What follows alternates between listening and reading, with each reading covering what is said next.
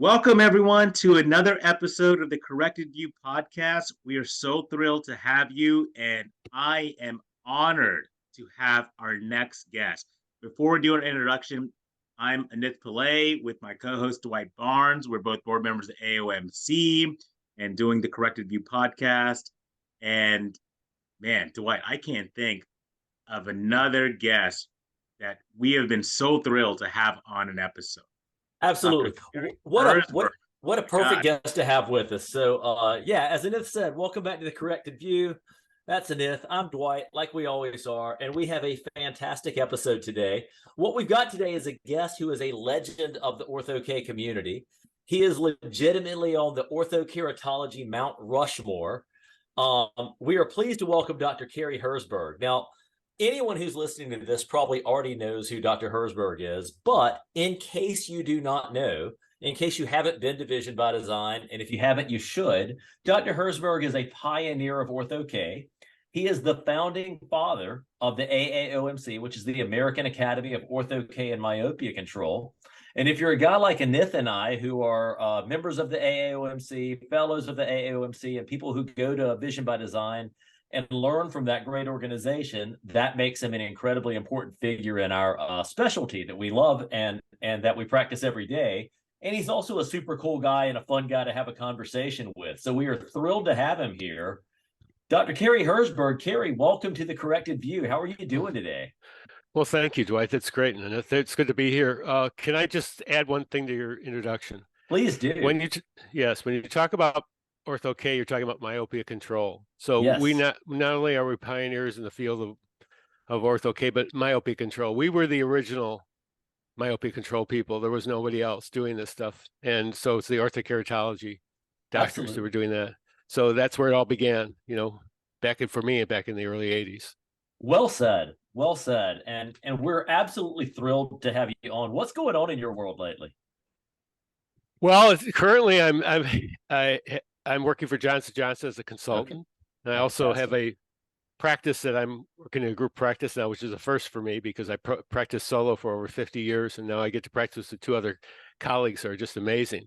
So wonderful. I've merged my practice in with them, and we didn't go the private equity route at all. We went the other way. So, we're looking to eventually add more young doctors to the practice and build this thing and continue it on, Private practice is the core of optometry, and we have to keep, hopefully keep that strong.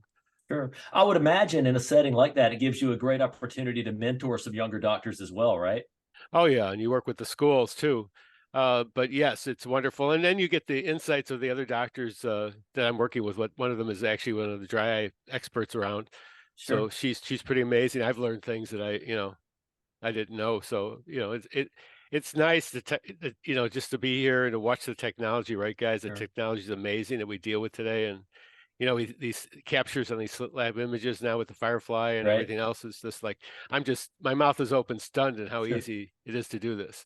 So, well, and looking at the way that students are coming out of schools, people who have graduated in the last few years, like I'm younger than you, Cary, and Anith is younger than I am. And there was no Ortho-K. Everybody's younger than me. What do you mean? Right. Well, even when I came through school, there was no Ortho-K. There was no myopia control. There still isn't. Obviously. Dwight, come on, seriously. In the schools? Yeah. We could take a podcast on this one, right? Sure, absolutely. It's just myopia. Let's not isolate the topic. Myopia in general is not being discussed in schools. These young kids coming out today are looking, they get it. They get it more than any other generation I've ever been exposed to as far as myopia and Ortho-K.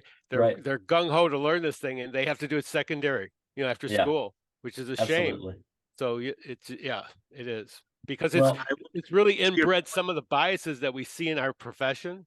Right. Which are shared by some of the older doctors. Sure. I can tell you stories about being at the AOA conference and listening to optometry students tell me how unsafe it was to put an Ortho-K lens on the eye. This was in the 2000s already. Goodness. And they sound like ophthalmology residents. It was interesting. Yes, it's been an interesting journey. So I will say, having students in our practice now, it has gotten better for sure. Like they have myopia control clinics that now they might be electives, and we need to maybe change some of that. But when they come in as fourth years as externs into my clinic, they're aware of it, at least. Unlike when we started practicing, we had to kind of fight the mold and then incorporate our practice and learn as doctors instead of as students. So it's getting better. Absolutely. We're getting there for sure. Sure. Now I want to make one. Yeah, it is. But the thing is, come on, I've been at this thing now, for over 40 Sure. years.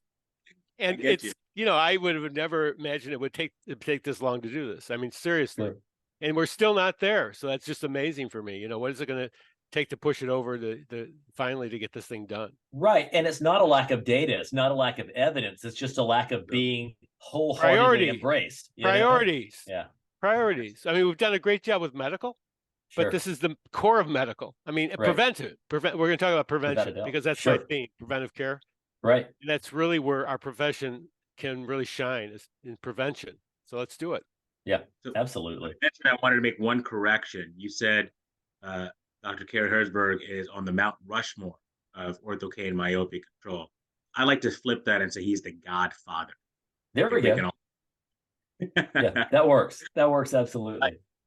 So, let's dive into it. Yeah, let's dive in. So we got a handful of questions for you, Cary. And as we were discussing before we went live, they are some very, very meaty topics that I think we can really dive into, and we can't wait to hear your views on it. So the first one is for some of the folks who are listening who maybe haven't had an opportunity to listen to you speak and hear about your story. Tell us how you got started in eye care. What got you interested in eye care? And then more specifically, what really got you started with a big interest in orthokeratology and myopia control? Sure. Yeah, I have a 3-generation optometrist. So my grandfather was an optometrist, one of the first ones in Illinois, and my father, of course, and my brother also optometrist. I have uncles that practice optometry. So it's kind of assumed, from the birth here that I was going to go up into optometry. So that's kind of like it was a given. But the other part of it, what got me really into this thing, this ortho-K thing, was just plainly I was looking for ways to practice preventive care, even back into the 80s when I first started ortho-K, and even before that, because if you guys remember, the soft lenses had made their moment in 1972, and with the Bausch and Lomb introduction. I remember that in 1972. Yeah, no, you guys all before you, but. That was the time of the soft lens generation began, the era of soft lenses began. And so into the 80s, then the patients were being fit with soft lenses. It wasn't, the rigid lens industry was fading at that point, very big time. Even though we had gas permeable lenses until the late 70s, the first gas permeable lenses, it was going. The few of us that were doing it were ones that really had started doing it, and the rest of the doctors that had graduated after the soft lens introduction weren't very, they didn't stay with it. They fit the soft lenses. And the problem with the soft lenses and single vision glasses and everything else at the time was the patient's vision got worse.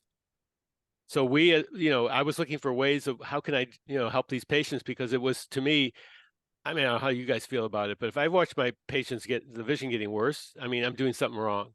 It's like in Chinese medicine where the doctor takes the blame for it, and I do, because it's my job to make make sure your vision doesn't get worse. I mean, think about it. We're doing this thing, and our patients are getting worse. What the heck? Are we really helping? Sure. I mean, it's something. It's something to really deal with. So I had to do something because I couldn't deal with the status quo as it was, and it still is today. The fact that you watch deteriorating vision. So I had to find ways to do that. And at the time, we had rigid lenses, which we thought might be possible, help for this.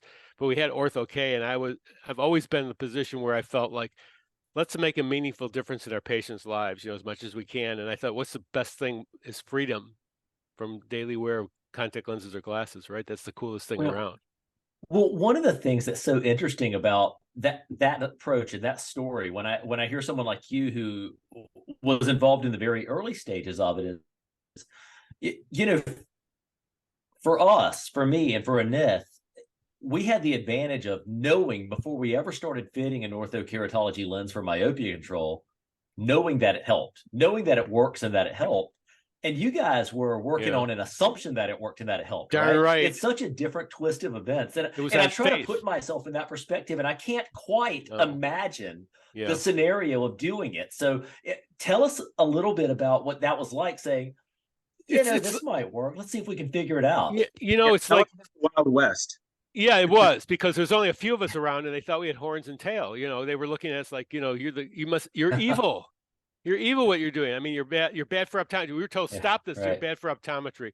We wanted to get optometry wanted to rise Wow. up to the right to its reputation as a reputation as a medical specialty, and we were ruining that for them. I mean, they couldn't Right. stand it because, you know, we're teaching all these cool stuff in the schools, and now you guys are doing what? You know, this is bad. Stop. You know, stop. Right. The thing, Dwight, and that got me going on this thing was I couldn't believe what I was witnessing. I mean, as far as my patients, that even the patients that had, you know, discontinued ortho-K, they never really, a lot of them never really got back to their original prescription we started with, you know, back in the day. And this was done with old technology. We'll get talking about the changes that happened over time. So, and the other thing was, God, it's such a cool thing to do. I can't believe that other doctors don't want to do this, you know, for their patients. I mean, what is cooler? I mean, we've been working on the medical end, you know, they had RK, LASIK, whatever it is that we're doing, you know, trying to do the same thing, right? Sure. Patient freedom. And here we were doing it with a contact lens. And I still, to this day, I tell my patients, they go, how does this work? I said, well, it's magic, don't you know? You know, because for me, it still is magic. No matter It what is. we talk about, it still is that process. It's such an amazing thing, and it's such a gift, and it's What fired up a lifetime of passion for me that, you know, that has no end. and the So, smile on that patient's face at their first oh my visit after God, wearing the it at a 1-day or a several the day visit. parents, And they're reading that line and they're reading way down the chart after they were, you know, a -4 or whatever when you started. I mean, it doesn't get old, does it? no, the parents are looking at you with reverence, Right. just sheer reverence for what you've done. They Yeah. can't believe in fact, they'll listen to you talk about it, right, and what Right. you're going to do, and they, you know, I don't know if they truly believe you, but they're going to go Sure. with you anyway. Yeah. And the other thing about it is you asked the question about the doctors and how we got into it. The patients are the real heroes. I mean, they brought their kids in, right, to us. They did it themselves. Sure. And they had the faith in us to do this. I mean, where else do you know, a lot of times in medicine that won't happen a lot, but Sure. they gave it to us and they were rewarded. The most fantastic story of all, they got rewarded, and whatever they paid for it, it was a minor amount compared to what the reward was because we saved vision. Yeah. Countless times, thousands and thousands and thousands of times in my own practice. You know, It is the best kept secret in eye care. oh, it still is. Not nearly enough people know about it, right? No, that's right. They keep it's sad that we have to tell them that this thing exists, that they haven't already heard about it when they come into our offices. I know, and that is a story that's littered with all kinds. We maybe get into it. Littered with all kinds of things. Sure. You know, all kinds of Without a doubt. disappointments for this field. I love Yes, in I love general. that word magic. I mean, I literally said that today in clinic for an Mhm. ortho-K consult that you know, that we eventually moved forward with, because I was explaining the process and the patient was, what? Like, this seems crazy. I mean, I stopped and I said, sounds like magic, doesn't it? Right. And this many years of doing it, I Mhm. still think it's magic, and that Right. was incredible. I have no other way to describe it. It was Sure. really great. And I agree that, you know, it's getting a little more awareness in the public, but obviously we need to do more. But I'm glad that we're making the progression that we are. So, And and you kind of led into this, so thank you for that lead in, Cary. Yeah. How Well, have you seen from when you started as the ortho-K guru, as we call you, the godfather, right? How has it changed over time? What have you seen oh in the my. difference Well, of yeah. There's design been. Oh you gosh. started to now? Yeah. Yeah. Yeah, it's been Sure. incredible. We began with, of course, fitting flatter than flat, you know, flatter K lenses, just fitting it flat, Mhm. and then watching the fact that you couldn't do that you couldn't correct much prescription because guess what happened to the lens after you went too flat? It went up, you know, Yeah. didn't center anymore. Of Sure. course, you had to have centration, right? So we went from there, and you know, it really began with the process with Al Fontana in the To interrupt, 1970s. to interrupt you, so at that time you were just doing just pure reverse geometry, not like the curves that we have now. You're It just wasn't even reverse Not even reverse geometry yet, was it? geometry. No, no, Yeah. no reverse geometry curves. It was just a flat, uh, large for the flatter time. base. Yeah, flatter base curve Wow. with you know, no reverse geometry at all at that point. And you would change a series of lenses along the way until you finally, you know, could culminate. Maybe you got a diopter and a half or two diopters if you were lucky. But you also induced Wow. astigmatism along the way too, because the lenses, Sure. you know, weren't fitting ideally. But and still the patients loved them. I mean, they wouldn't give them up, even those lenses Sure. back in the day. And you began, I didn't, but some of the doctors began with PMMA lenses they were doing this with. Wow. Yeah, back With before kids still, or a mix of kids and adults, or well, yeah, we were doing both. Yeah, the adults would under 40 would do a lot of it too. We would lifestyle choices, but low myopes. And at Sure. that time, guys, there were a lot more low myopes than there are today, by the way. There are Sure. a couple lot higher prescriptions. That's watching that, you talk about preventive care, watching that window open up and seeing the denial in our own community and hearing about, likewise, stories about diabetes and obesity that also in the 80s occurred, that Right. also they were afraid, researchers were afraid to come out and say anything because they're afraid they were going to be laughed at. But they finally began proving in the 90s that this stuff was actually happening. These trends were occurring, and you were seeing increases in all of this, myopia included. So yeah, so watching that happen in the denial in the profession, we had people. I mean, I don't want to name names, but they're universities, whole universities dedicated to the fact that they were saying this is all, it's not genetic, it's all genetics, it's not environmental. And then we're sitting there, knowing it's environmental, guys, because you don't Sure. get this stuff from genetics alone. I mean, we were seeing some weird stuff and Sure. higher prescriptions than ever experienced before, and from parents that didn't have myopia, and so we knew it wasn't, we knew the university professors were wrong. And we just had to prove it. That's the magic of clinicians, that we are the drivers of everything. We find it first, and then they go and have to prove it for us, that it work, but we know it works. They just have to Sure. prove why it works. So clinicians drive the whole process, and we were we've doing seen the that same thing. with studies that have been done during COVID of how much children have progressed.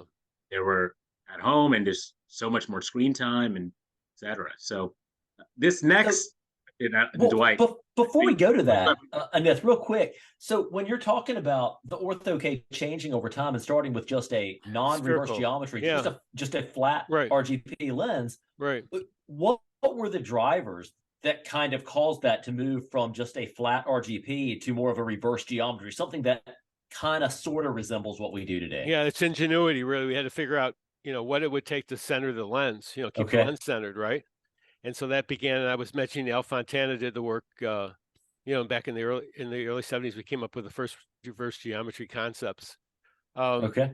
And so that was then an application, and we were the ones, of course, that, now you see reverse geometry in everything, scleral lenses, whatever it is. Sure.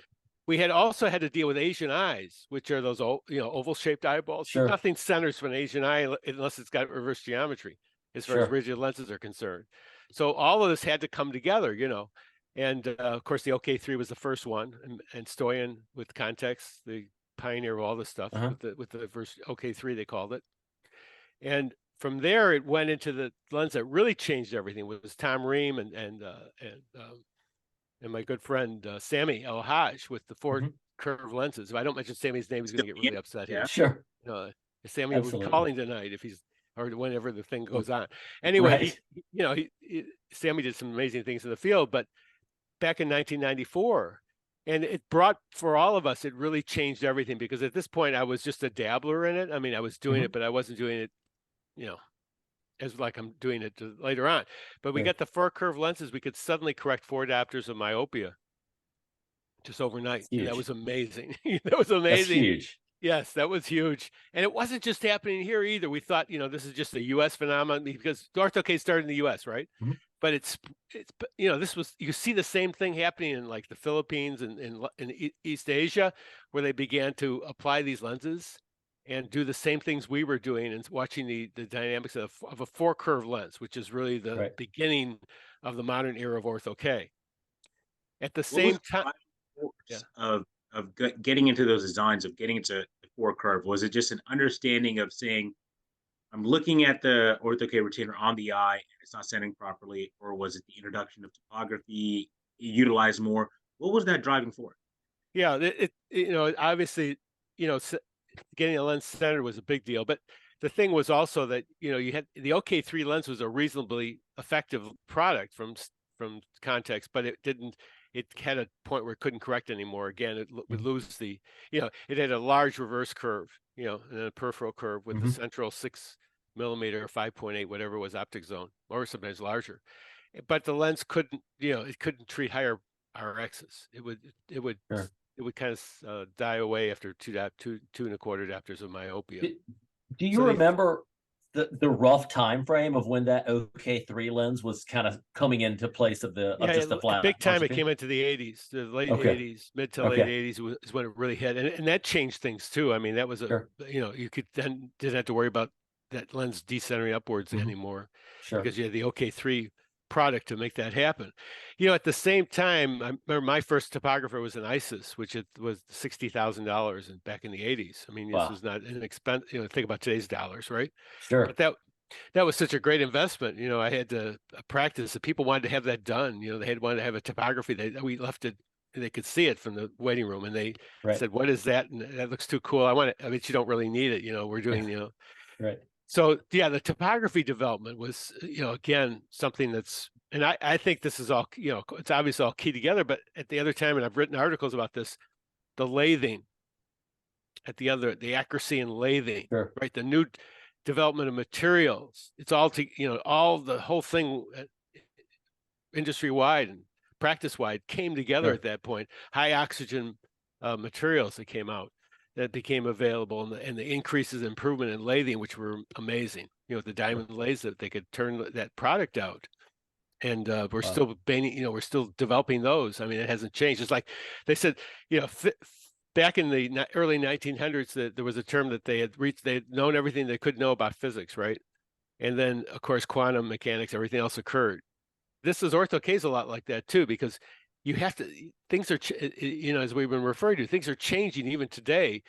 And you have to really stay on top of that with these new developments, because they're going to change the way you can, that outcome with your patients and what you can do. Look at the prescriptions we can handle today. That high amounts of astigmatism, high amounts of myopia safely. This is coming from where I came from, this is like, my God, this is amazing. But yeah, so the whole thing, came together at that point, and allowed us then to, correct up to 4 diopters of myopia, sometimes more. And then the other part that we've been, we kind of talked about this early on, but the other part that had to happen too is the industry. Unfortunately, Eddie Chow and I used to discuss this back in the 90s with NERF, that, we needed to know the parameters of the lens, and they weren't sharing, these designs. They wouldn't share that and how can you fix something? You're looking at, you're a doctor here, but as an orthokeratologist, you're also someone who gets hands-on a lot of times with how that lens is made and the development, how it fits, right? And you want to be able to fix a problem. You don't want to have to talk to somebody on the phone to try to fix a problem you're looking at. You want to be able to do it yourself. But not knowing a parameter, how can you? It's like crazy time. And hand in hand with that, Cary, is if you have a consultant fix it for you, it may get fixed, but you didn't learn anything about fixing that problem, right? The problem's going to come along again, and you're going to handle it the same way. You're going to ask a consultant to fix it. You don't get a chance to manipulate those parameters, with like a custom design and say, okay, how did that work for me? What could I do better next time? I mean, absolutely. And the thing is that you can become a better doctor. I know today we're looking at one of the reasons why Ortho-K, we're going to talk about this later on, but reason why Ortho-K isn't mainstream is because it's hands-on. Even to this day, you get a patient, when it comes out great, you're taking a big, hey, yeah, work, but it doesn't always do. I mean, even, it doesn't always work that way. Sometimes it does, it doesn't work out. And I think those are some of the greatest moments to share. Sometimes I'll tell a patient, I said, I just didn't, a patient I've been treating for years, and talk about it and say, I just didn't just take a dumb pill here. I do know how to do this stuff, but you're going to have to bear with me because I'm going to have to fix this thing. But those are the best moments. Those are the times, doctors don't like uncertainty, but here you got it. And boy, that's the one I learned the most. Well, it's living tissue, right? It's not a computer algorithm. It's somebody's actual human cornea that you're trying to manipulate. Yeah.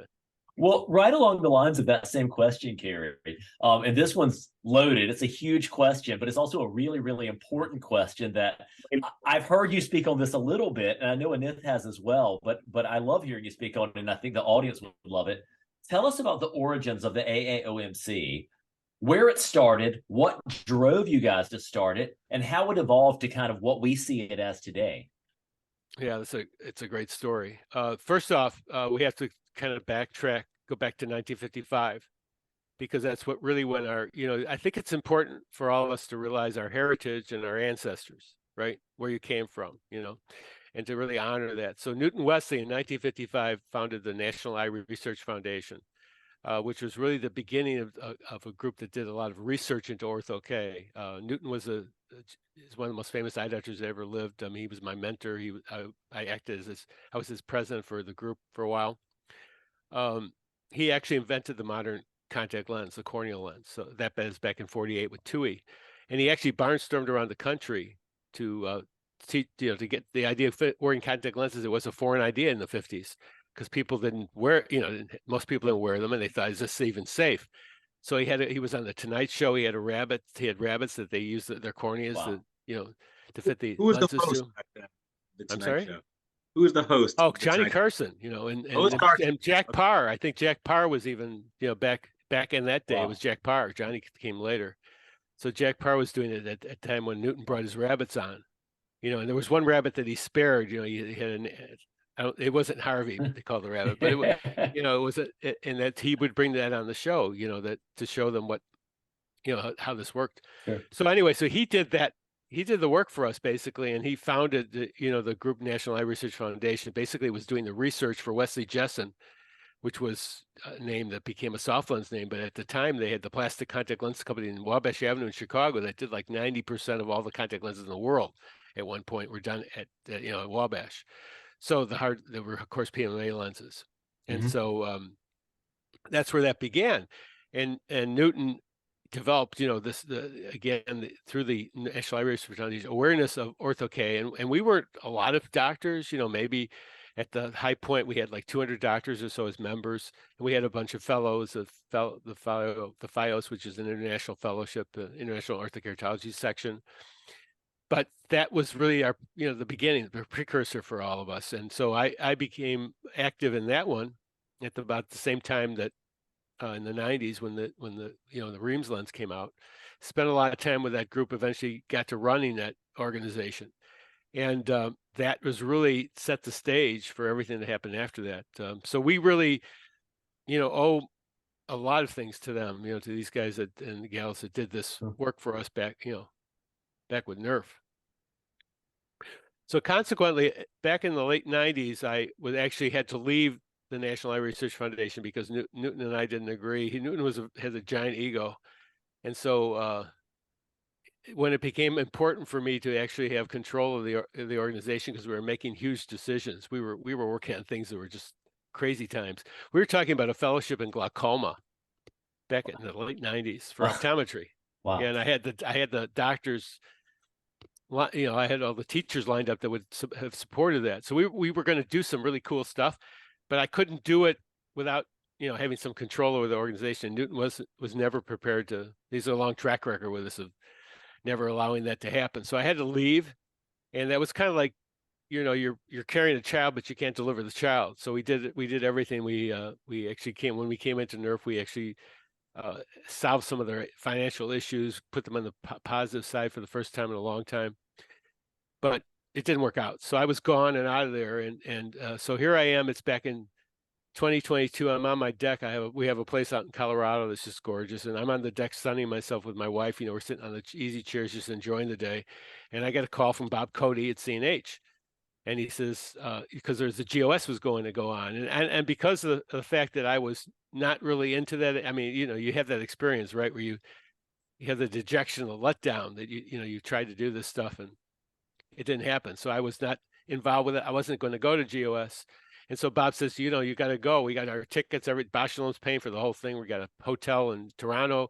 You got to come, And so I said, okay, I guess I'm coming. So we went to the GOS, the first GOS, which was just electric at that point. And as it turned out, they had already decided they were going to draft me to do this. I remember walking around the meeting, and people would look at my name badge and say, "Oh, you're Cary Herzberg," and people I didn't even know who they were, right? Wow. So so long about the Saturday night, which we had the CN Tower in Toronto. I don't know if you guys have ever been, but Bosch Alum did a spread there. They had 2 floors of that thing covered with food all the way around it on 2 floors, everything you can imagine. God knows how much they spent on that thing. So that, I was taken aside by a couple of the folks and said, you know what, we want you to we're gonna start this organization tomorrow. We want you to do this for us, because I had a track record with Nerf. A lot of people knew me. I was behind back to doctors and gave them support whatever they needed. So I had that record going forward, and they wanted me to do this for this new group. So I said, sure. We did that. So at the end of the GOS, the first GOS, we had a meeting after it concluded where they set the whole world stage up, including there was supposed to be an international group.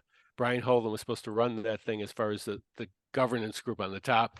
And then each of these countries would have their own organization. So we were the Orthokeratology Academy of America that was founded later on. But actually what happened was there were about 25 guys that stood up when I took the lead and said, yes, we're going to do something with the U.S. And they supported that effort that, said, yes, we're going to be involved with this thing. It turned out that it wasn't anybody but me that was going to do anything. But that's the way things go, most of those 25 people you never saw again, but so we had it right at that point. We had Canada had their own group, Asian countries. Of course, Australia was already active. Their group had been there for quite a while, since the 1980s themselves. They're the oldest Ortho-K group. So anyway, I went back home and started figuring out how is this going to happen. The problem with this whole thing was that there were very competent people around that didn't want to take a chance, to put this thing together, right? They didn't know they don't have too many unknowns. Sure. And I was the kind of person, I've always been this way. I said, you know what? If something doesn't work out, we'll fix it on the fly. As I found out later on, there's very few people who can actually do that. Right. Actually, we'll do that, because that's kind of, it's having a lot of faith in things. But, sure. that's how I think, and that's how I do things. I said, okay, we'll start this out. If we find a problem, then we'll go and fix it. So I put everything together, from scratch, the bylaws, everything. But it took bylaws were a cookbook thing I bought, online.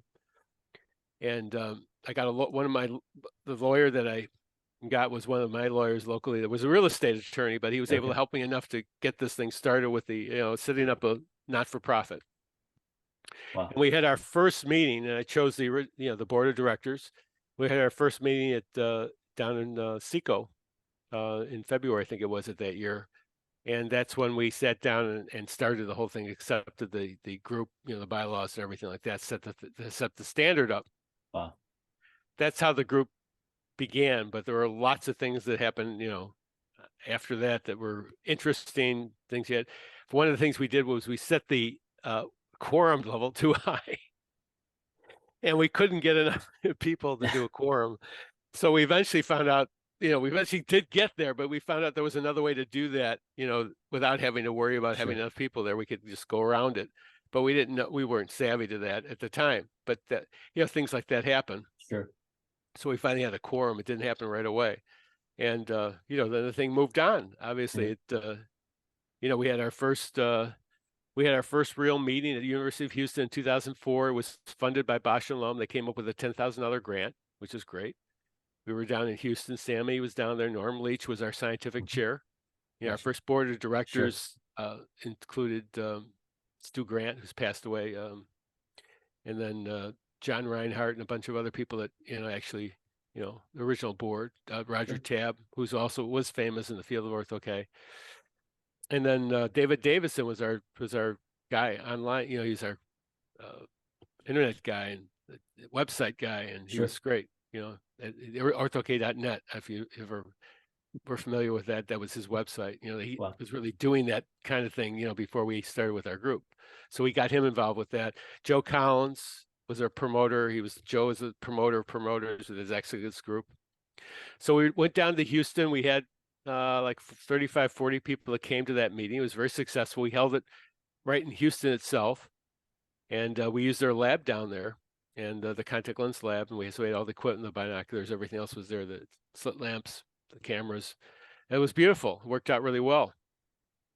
To come from those origins, I always so amazed, because almost every Vision by Design, I get to hear stories of what it was like back in the day, and now to see how organization is and how the conference is. It's got to be very fulfilling for you to see of how it all started to now where it is. And granted, there's more growth that we need to do, but it's got to be satisfying for you to see something. Oh yeah, and it is, and the thing is that you got to understand here is that we didn't have a lot of members at the time. I think we had less than 100, but those members were diehards. If I asked them, if I said jump, they'd say how high. If I said, you want to go through a wall, how thick is the wall? That kind of thing. They do almost anything for us. So you guys might not be aware of this, but we had at the same time the CRT was going on with Paragon, and they were corneal refractive therapy. They didn't like Ortho-K. They wouldn't become part of our organization. All right, this is really an embarrassment. Yes, I went to them in 2002. I went to PM Hawkins and said, "You guys got to join us. This is crazy." I said, "Okay, you don't like the name Ortho-K? Well, join us. Have so many members in. Go change the board and change the name. I don't care, but join us." They wouldn't do it, and they worked against us. They had competing meetings.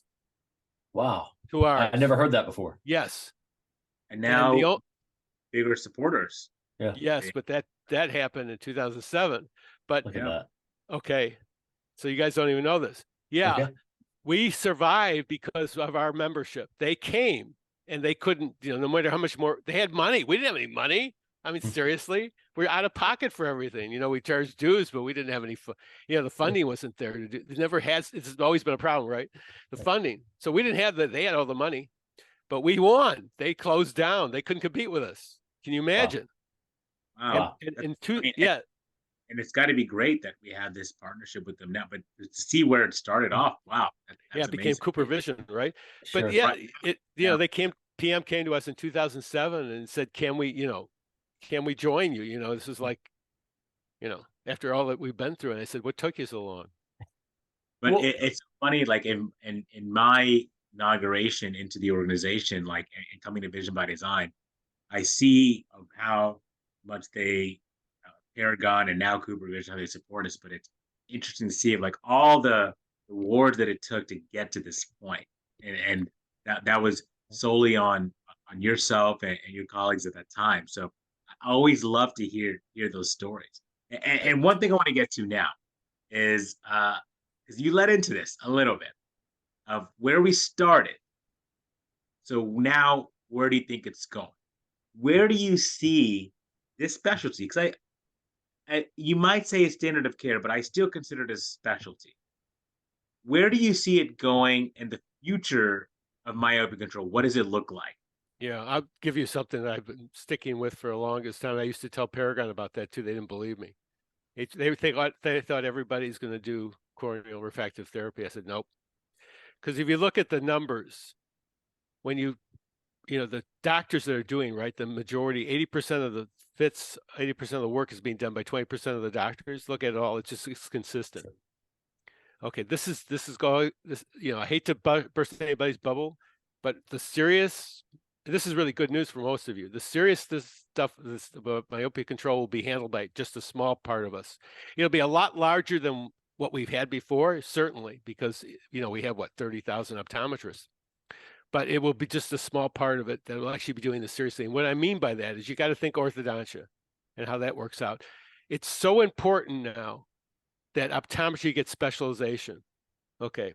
Because of this, because of other areas, because we need the AOA, we need state organizations, even more importantly, to recognize the fact that we can specialize and we can advertise specially, because this is where we're going to lie with this thing. Most of the myopia is going to be done, serious myopia is going to be done by a few of us, and it's going to be a niche thing still.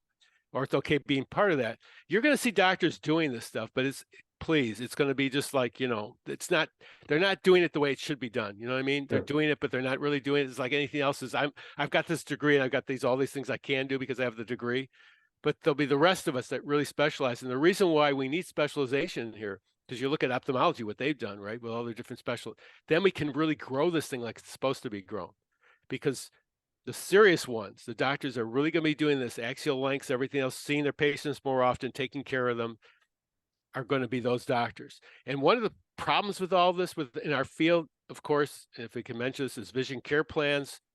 A lot of doctors think care as far as vision care. In other words, they do only what the scope of the vision care is, instead of what the scope should be as an optometrist, or what the patient really needs. And very few doctors are brave enough to go tell their patients, no, I'm not just doing this. This is what you really need to do. Sure. Okay. And so Right. that's where They're asking the wrong questions. They're saying, how do I get this under the umbrella of a vision plan? It's right. like, no, how do I It do what's doesn't best fit. for my It does patient? not fit. Exactly. It doesn't fit. You have No. to treat it as what it is, which is its own unique entity. Right. It's Yeah. preventive care. How are you going Right. to how are you going to do preventive care Sure. without education? Right. And how are you going to do education without being paid to do it? Right? You do it for And- free all the time. I mean, we do it because of OrthoK because we get a big reimbursement, which you guys earn all the time. Sure. You know, it's patients pays is well worth what they're paying for that because you're giving them, all this dedicated time. My God, it's amazing. When you think about it, we fought okay, another story. All right. Here we are in one of our, like the year I think is 2007, 2008. And I got the president of B&L up there. I'm not going to name names, telling all of us that we should charge $1,000 or less for OrthoK. All right, because they did surveys and studies and said if you drop it below $1,000, you're going to sell more lenses. Okay, so they're telling us from our podium. Right. I got up in the middle of that and said, "No way, this is happening. You're wrong." The president of Bausch & Lomb. Yeah. I got called on the carpet over this thing. I go make a personal visit for this to apologize to him because he was going to cut us off. Right. That's why we are who we are today, because I've always stood up for the doctors, always supported you guys. And our group does that, supporting the doctors, right? That's what we're all about. That's why somebody who comes to our conferences belongs to this group. It's a hug. It's a group hug from everybody. They share. Right. That's not an accident. This is a family. This started the same way as a family, and you guys are continuing on our family traditions. Well, going back to that story, Cary, when you look at the fees, and of course we don't talk specific fees on these, but when you talk at whatever that fee is that a doctor feels is appropriate, there's a lot that goes into it, right? There certainly is a material cost, but that's a smaller part. Then there's your expertise, the education that you've gained to be able to do it. And then, of course, there's your clinic time, right? You have to have your clinic open. You got to pay your staff and you got to do all of that. Well, somebody as a representative, as a contact lens company coming up and telling you what to charge when they have no idea what your costs are. We have your chair costs and your time, right? Yeah, exactly. We have optometrists want to justify the wire. We look at the freaking wire. Yeah. Right? Like in orthodontia. We look at the wire. They don't look at the wire. They talk about wires? No. I mean, it's unique to optometry. Yes, you get into this discussion and it's ridiculous because it's your time, it's your expertise, it's your staff time. My God, you're paying all these people well, I hope, and they're doing that job for you. And the intense time, you're on call for this patient 24/7. If something happens, I'm right there in the middle of the night if I had to be. And those patients also, the parents of those patients, when we're talking, younger myopia control patients, also have twice as many questions as the average patient. Oh my God, yes. And all that time, if you were to add it up, answering, where there's email or a phone call or what have you, it really does add up. And all of that goes into, establishing what would be a fair reimbursement for the service that you're providing. What is it worth when you go into a patient and they're coming into you and they're nearsighted, but they did it in grad school. Right. Their child is in the chair. They've got a higher prescription than they do at 8 years of age. Sure. And these parents are really worried. And what is that worth when you when you speak to the parent and say, you know what, you don't need to worry about that anymore because I'm going to take care of this. If I think there's a problem, I'm going to come to you and tell you to worry. Up until then, you leave it on my shoulders. That's what I'm here for. That's what you come to my office for. What is that worth? There's no, that's like the MasterCard moment. That's like, suddenly you've taken a patient who's thinking nothing but victimhood and there's nothing I can do about this. And my kid's going to be a victim and going to lose their ears, they're going blind. And you've taken that and given them a different picture entirely. Well, you empower the parent. Yes. To fix this problem that exists, right? To slow it down, stop it in its tracks potentially, right? The best part of this, Dwight, now the patient's 25, 30 years old, because I have patients multiple generations, 10, multiple decades. Sometimes the parent still comes in, right, with them, and they're sitting there with the patient. They come and visit. I hug them because it's like I haven't seen you in so long. Because we used to see them all the freaking time. Right. And we being orthokeratologists, I've had medical professionals sit in the chairs watching this thing happen. He says, "I wish I could do what you do again. We've lost this." Yeah. This kind of contact with the patient, where you really care for the patient, and you care for them year after year after year, and they know, your family. Right? They've lost all that. And they're looking like that. I need that. I want to get that. So anyway, so you're sitting there right in the chair, and the patient's sitting in their chair. You're looking at your axial length numbers. This patient's Chinese in my practice, and they had most at-risk group. And so you're looking at normal numbers, like a little over 25 millimeters or so on axial length. And we didn't always do axial length, right? We just do that more recently. Yeah. So we had to do other things to try to figure out what was going on. And I look at the parent, I look at the patient, and I say, we've won. We've done this. Do you realize that? You got normalized eyes. You're not in that higher risk group. You were in a group that was at risk. Now you're not. And I look at the parents, I said, you did amazing things for him or her.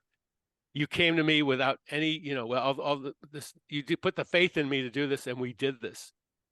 Okay. And I tell the patients in the chair, you need to say thank you to your parent, because they did the hard work. They did the heavy lifting by coming in here in the first place. It's a great point. There are tears in the eyes of some of these parents, because they've lived that journey with you, right? And they've lost sleep at night, wondering, before they started the process, what on earth am I going to do on this situation? Oh my God. So it's like, is this the greatest thing or what? I've always explained that in practice. It's like, because I have a fee for like when you get new retainers, like this piece of plastic costs a few $100, but the amount you're paying me is for what I am doing to treat your child. That's what you're paying. Mm-hmm. And I'm a little bit opposite than you, Karen. I always learn from you, but I like to congratulate the kid. I like to give him the high five and say, man, you've been doing great. I can't believe how well you're doing. And then on the side, like to the parents, this is you. It was your initiative that you took this. You took the initiative to be proactive to make sure that your child doesn't get worse. And not a lot of parents do that. And you decided to do that. And they're the real heroes. Look what happened. And we do that all the time too with our patients. It's just I don't get a chance with the parents as much as I'd like to anymore. But yeah, we tell them all the time. We're repeating the mantra, like, look what we did, and how great is this? And you think they're going to do this with a MiSight lens? I mean, they've worn the lens for 20 plus years. They're still getting new lenses. They just love it. Sometimes the parents would come and say, you know what? I don't know if Johnny should wear his lenses to college, because he's going to be away from home, the most uncertainties. And I said to him, okay, well, ask Johnny what he wants. He says, Johnny looks at them and says, I ain't wearing lenses during the day. I ain't wearing glasses during the day. Are you serious? I love this stuff. They do. Absolutely, they do. Right. I have 8-year-olds saying life-changing experience. 8-year-olds. I don't want to disparage the company, because MiSight does do well for myopia control for sure. But I get your point for sure. Like when you compare the freedom of not having to wear any correction, there's nothing to that. Well, it's not. It's just not even that. It's like if I'm wearing, and I agree, MiSight's great. And I was there when they got approved. Actually, we had a conference in Europe, and the guys were there, and we congratulated everybody. It was high five because we finally got FDA approval of myopia control. Like our practice as well. I mean, it's amazing. It's great for when we use it. Yeah. Is a patient going to do that for a couple decades? No. Well, and the other thing is, it goes back to that word. It's a great product and it does a great service, and it doesn't quite have that magic that we were talking about earlier. And that does reel people in, given the choice. And I do give my patients the choice, and I inform them and help them make an informed decision. And by and large, they say, no, the Ortho-K, or as we call it in our practice, overnight sight. That sounds fantastic. Let's do it. Ortho-K is the sexy stuff. It's the sexy stuff. That's the perfect word for it, Cary. We all had it where I've had patients where for one reason or another, Ortho-K didn't work out for something, and it was a blessing to have MiSight to make sure we at least have some option to make sure we're controlling myopia. MiSight got us on the board with myopia control. I'll forever be grateful for that. I went to the original FDA meetings on this, guys. I was in Washington attending those meetings, discussing what it's going to take to get myopia indication.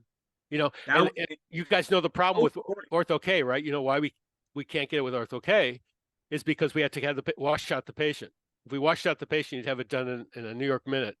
If you guys want to do a study and just to wash them out and show the prescription didn't change after 2 or 3 weeks, we did the SMART study. I was part of that. God bless, but that axial length measurement, the instrument was a Palm Pilot. It didn't work right. It blew up. We had 90+% control over the single vision soft lens as far as myopia. the axial length measurements, if we'd gotten that done with a proper instrument, you'd had it today. That would have been approved for myopia control. Wow. Well, Yeah. I'm glad that we got it from my side study. So I'm really Yes. thankful for that. Well, Yeah. And into that point, Dwight, I know you want to, Yeah. you're chopping at the bit for this next It one. does. It segues perfectly into the next topic, Yeah. honestly, because we're talking about FDA approval and myopia control kind of moving forward. The big question that's always on my mind, and I'd love to hear your perspective on it, Cary, is what do you think is needed within our industry, within optometry, to really make myopia control truly be the standard of care amongst the doctors at large, not just the few that really do a lot of it, and really make a worthwhile impact on the myopia epidemic? What's it going to take to get preventive care as a standard of care in medicine? When are we going to start give up the allopathic model and start really practicing care for our patients? That's more, that'll answer your question more than anything, because you're dealing with something that the patient in his last year of life, I think, spends more in that year than they do for an entire lifetime, right? And that puts money in pockets of companies, pharmaceuticals, instruments, whatever it is, and pays doctors. They get paid for the sick. They get paid for taking care of sick people. So let's start paying people for taking care of healthy people and keeping people healthy. That swivel around will solve this whole thing for everyone, including diabetes, whatever you want to name it, for high blood pressure. You can do this, but it's going to have to it's a grassroots thing. Mm-hmm.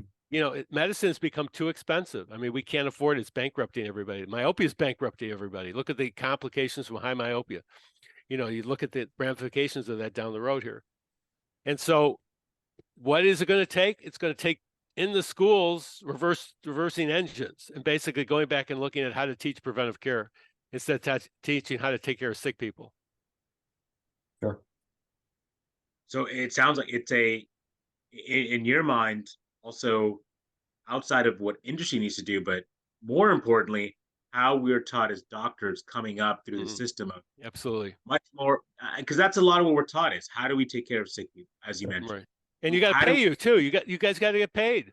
You can't have these plans out there that are paying you, half a third of what you're worth. Absolutely. I mean, and you can't expect the schools to be with these high tuitions, the students to pay those kind of tuitions and not get reimbursed for their skills. And this is a sickness that's been going on for the longest period of time. It's got to end because it's not healthy. It's not healthy for anybody. It's not going to turn, you can drum into everybody that, you want to have free health care, but in the end, you're going to have to pay for that. Sure. So, let's finance that with keeping people out of the hospitals, saving the money on that end. Let's take the money we save and then put it into preventive care. Making a preventive care, prevent you from being sick, and then saving those hospital bills, saving those things. And let me make sure you don't get into the stages where now you're spending tens of thousands of dollars in your later stages. Let's prevent all that happening. That's not just myopia control. That's for all medicine in general. Oh, yeah.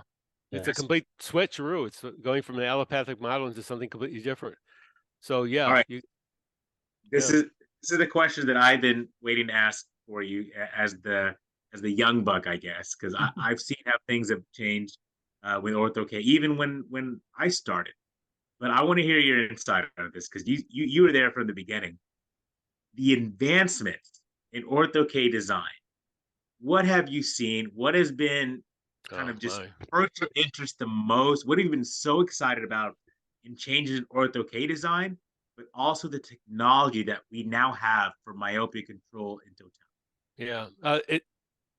Yeah, it's incredible. I've had to re-educate my patients to think in microns and not diopters. Okay, because they can't think in diopters anymore. I'm doing preventive care basically because if I get a micron readout, I can act before there's even a quarter diopter change, right? So I'm trying to get them to think in that form in the technologies. But the thing is, you can almost design anything you can think about. The imagination is your limitation to what you can do. I'm convinced of that. I think if you can think about it, you can do it. And everything that has happened up at this point has confirmed that, that viewpoint, because it's just a matter of just being able to, how accurate can you design? How accurate can you measure? How well can you think about what you're trying to do? Because it's a conceptualization thing. I think it's one of the things I like so much about Ortho-K. It's thinking in 3D or 4D even, another dimension entirely, right? 4D. Yeah, Oh, okay. Let's try 4D, like chess, multiple levels. So I think it's anything, Anith, that you and Dwight, that you can imagine is doable on a human eyeball with a contact lens, the design whatever it is. I've seen it happen. I've seen hyperopia, progressive, designs, high myopia, high astigmatism. I mean, it's all out there. Large diameter lenses now. Yeah. Right. Sclerals. I had the patent on the original scleral Ortho-K design. I did that thing when no one was fitting sclerals, mind you. 2006. Think about it. I designed an Ortho-K scleral. That study today, actually, to be honest. Yeah, I saw that today. I was flabbergasted. I was like, 2006. My gosh, this is still on the fringe in 2003. Isn't that crazy times? Yeah. I mean, so really, if you want to do it, go after it. You can do it because it's going to. And the cool thing about Ortho-K is it's safe. Absolutely. And sclerals as well, for the most part. It's a lot safer than not doing it. Oh my God, yeah. There's no zero risk. There's the very very small risk of corneal infection, and that's going to exist with any contact lens, honestly. And without contact lenses. Sure. Also versus the risk, and that's one of the things I love about that Tideman study with the risk of vision loss at different axial lengths. That risk is so astronomically higher than the risk of not doing anything is the much more risky scenario there. The problem for all of us was late. It's not really a problem, but the problem for all of us was laid on the table here when they finally came around to the point that it's not genetics, it's environmental too. And it's a big part of environmental. Sure. That took the doctor of the 80s, the reactionary doctor of the 80s, who was just doing things. I can't do anything about this. No matter if it gets worse, it's all given. It's genetics, right? It took that doctor and made him a dinosaur. The problem is you have doctors still doing dinosaur in today. A lot. 2023, reactionary medicine, reactionary optometry. Sure. So you can't do it anymore. Single vision glasses on young myopic kids. It's oh my God, never needs to be done. Well, I have seen the change. We're getting there. It's not where we need to be, but I think things like this podcast and learning from you and AAOMC and Vision by Design, so many more doctors are learning, and that's all we can ask for. It's empowering when I see students come to my practice and they know about Ortho-K and myopia control. And the excitement that you get from docs who are starting off when you go to a conference like Vision by Design, the excitement for people that it's starting to click. They fit a couple patients and all of a sudden they're learning this and it starts to click, and that fire that gets lit. And I've certainly experienced it there. And Anith, you probably were the same way experiencing there at the meeting. And it's from the groundwork that was laid by you and the others that started with you, Cary. Yeah. No, the fire for me was when I could go into Vision by Design and I see somebody like Cary Herzberg and he's coming up and talking to me and spending 20 minutes with nobody, who's just getting started, and spending that time and educating me and learning and seeing all the history. That's what really, really impassioned me. And that happens every year. Absolutely. Every year that happens. It's such an open sharing community. It's doing amazing things around the world. It's doing amazing things. I mean, we've done it internationally too. We founded that group through our organization, helped out in that thing in 2010, 2011, and now all over the world, so it's happening. It's amazing. I'm inspired by just listening to you guys. Cary, I want to thank you, but for an amazing podcast. Dwight is got you teed up for a question that you've been really wanting to get at. So there's a story that I have heard you tell this before, and I love this story. And I'm sure there are people listening who haven't heard it. And I thought this would be a nice point to end on because it is a great story. As we sit here, all three of us on this podcast, we're fellows of the Academy. Anith is, I am. Of course, you are a founding member. And interestingly enough, and I know you've sat on a lot of panels, you may not even remember, you were on the panel when I did my fellowship exam. But you've sat on it for a lot of people.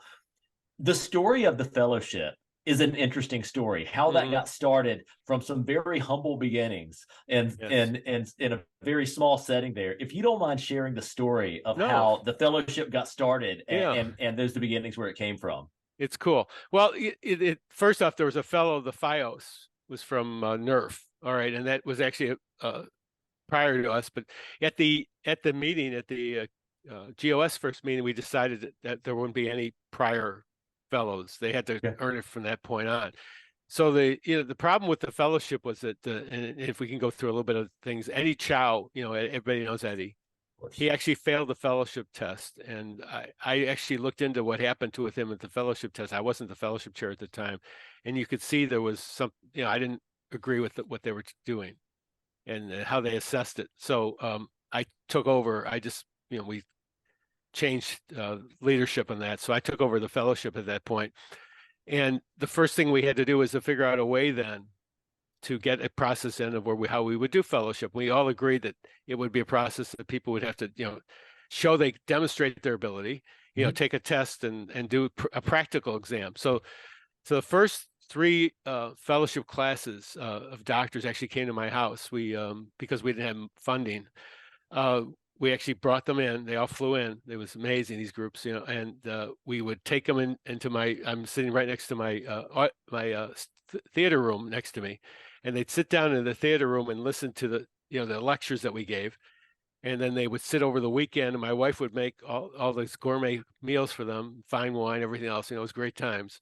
And they would take the test during that weekend and listen to all the fellows. And then they would go down to my practice and look at my patients with the contact lens fits.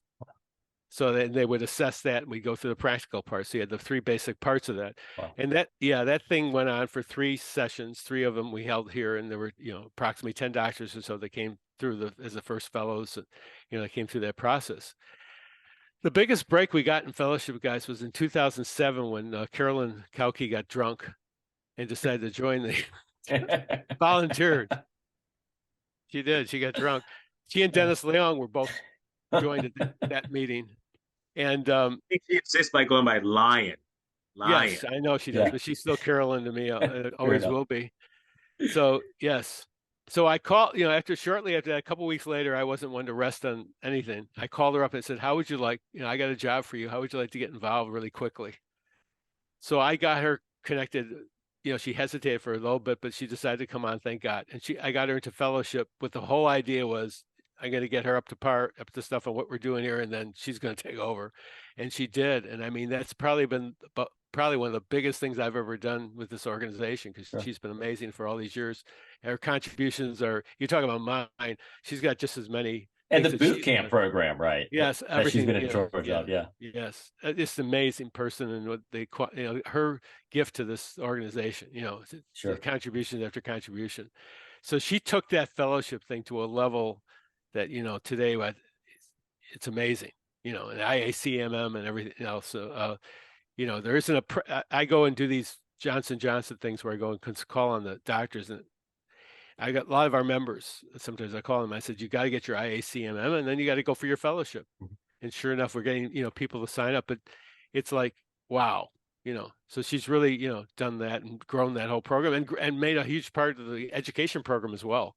I mean, she and I worked together to, we had the myopia just didn't happen by accident. I actually felt about, because preventive care, right? We're doing myopia. There were doctors around in our organization on the board that didn't want to involve myopia. It was just ortho K. They want to be what they call purists. Mm-hmm. I said, you can't just separate the 2 things. When you're doing ortho K, it's myopia control, in this point. So we had that vision that we had to, we had to be all inclusive, for not just ortho K. No, I don't want to say just, but just ortho, more the myopia part of it as well. So that was a vision that I had to do that whole thing. And we finally got it incorporated in the name, but the education began before that. There was always a way in the system. This wasn't by accident. We introduced myopia programs. Nobody was doing it in the 2000s.